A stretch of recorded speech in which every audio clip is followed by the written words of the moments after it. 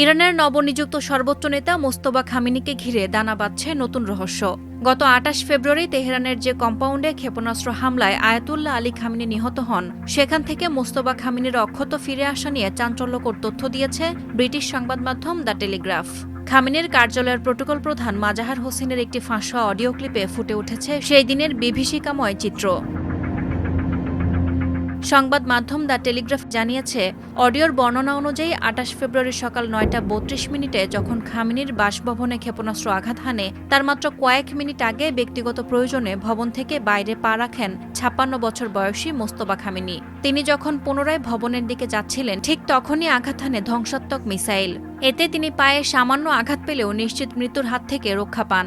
তবে সে হামলায় প্রাণ হারান তার স্ত্রী জোহরা হাদ্দাদ আদেল ও তার পুত্র। মাজাহের হোসেনের বয়ানে উঠে এসেছে হামলার সেই নারকীয় রূপ।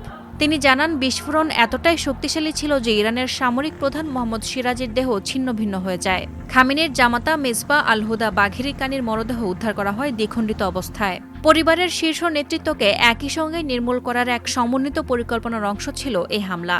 যদিও মোস্তফা খামেনির বড় ভাই মোস্তফা খামেনি ও তার স্ত্রী সেই সময় কাছাকাছি থেকেও অক্ষত অবস্থায় বেঁচে ফিরতে সক্ষম হন। এই ফাঁসোয়া অডিওর সত্যতা স্বাধীনভাবে যাচাই করা সম্ভব না হলেও এটি বিশ্ব রাজনীতিতে নতুন আলোচনার জন্ম দিয়েছে। সাদিয়া ইয়াসমিন, প্রথম আলো।